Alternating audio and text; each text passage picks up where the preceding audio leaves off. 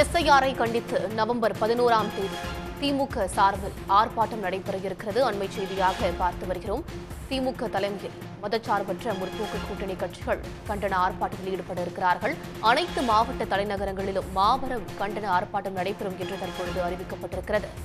எஸ்ஐஆரை கண்டித்து நவம்பர் 11ஆம் தேதி திமுக கூட்டணி கட்சிகள் ஆர்ப்பாட்டத்தில் ஈடுபட இருக்கிறார்கள். வாக்காளர் பட்டியல் தீவிர திருத்தம் பணியை எதிர்த்து மதச்சார்பற்ற முற்போக்கு கூட்டணி கட்சிகள் சார்பில் தற்பொழுது அனைத்து மாவட்ட தலைநகரங்களிலும் கண்டன ஆர்ப்பாட்டம் நடைபெறும் என்று அறிவிக்கப்பட்டிருக்கிறது. அண்மை செய்தியாக திரையினில் பார்த்து வருகிறோம்.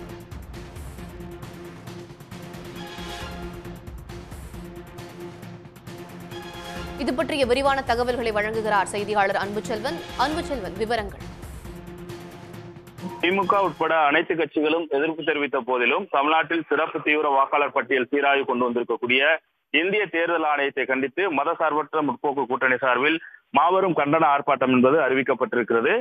வெளியிட்டிருக்கக்கூடிய அறிக்கையில் தமிழ்நாட்டில் உள்ள பெரும்பான்மையான அரசியல் கட்சிகள் எஸ்ஐஆருக்கு தொடக்க முதலே இருந்து எதிர்ப்பு தெரிவிக்கிற போதிலும் ஒன்றிய அரசுடைய கைப்பாவையாகவும் யதாச்சிகார போக்குடன் தேர்தல் ஆணையம் செயல்பட்டு வருவதாகவும் தமிழ்நாட்டின் சட்டப்பேரவை தேர்தல் நடைபெறுவதற்கு சில மாதங்களுக்கு இருக்கக்கூடிய நிலையில் திமுக உட்பட அனைத்து கட்சிகளும் எதிர்ப்பு தெரிவித்த போதும் இந்திய தேர்தல் ஆணையம் சிறப்பு தீவிர வாக்காளர் சீராய்வு கொண்டு வந்திருக்கிறது.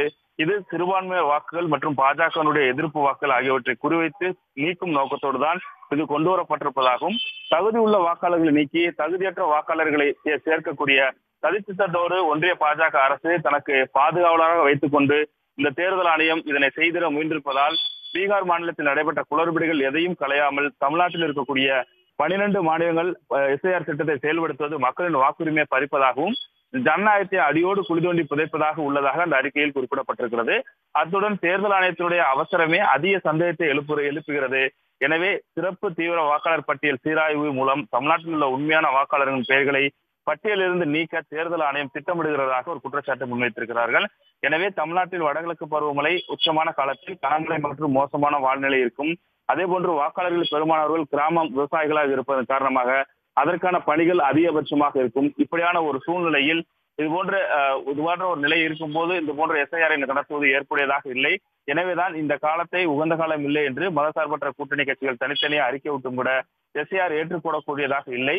மேலும் பல்வேறு குளறுபடிகளும் இதில் இருந்து கொண்டிருக்கின்றன. அதையும் தொடர்ந்து சுட்டிக்காட்டிக் கொண்டிருக்கிறோம். ஆகவே மதசார்பற்ற முற்போக்கு கூட்டணி கட்சிகள் எதிர்பார்த்தவாறு 4ஆம் தேதியிலிருந்து இன்று வரைக்கும் எஸ்ஐஆர் பெரும்பாலான வாக்காளர்கள் நீக்கப்படும் அச்சத்தை உறுதிப்படுத்துகிறது. பெரும்பான்மையான இடங்களில் பிஎல்ஓக்கள் இன்று வரும் கணக்கிடப்படுவதை கூட துவங்கவில்லை. இதுபோன்று தேர்தல் ஆணையத்தின் இணையதளத்தில் வெளியிடப்பட்டிருக்கூடிய வாக்காளர் பட்டியல் முழுமையும் 2002, 2005 முழுமையற்றதான ஒரு குழப்பத்தை விளைவிக்கிறது.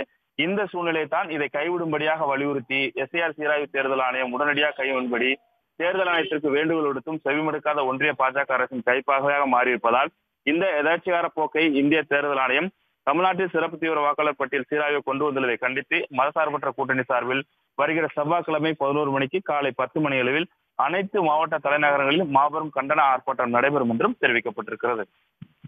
விவரங்களை பதிவு செய்தமைக்கு நன்றி அன்புச்செல்வன். உடனுக்குடன் செய்திகளை தெரிந்து கொள்ள சன் நியூஸ் பெல் ஐகானை கிளிக் பண்ணுங்க.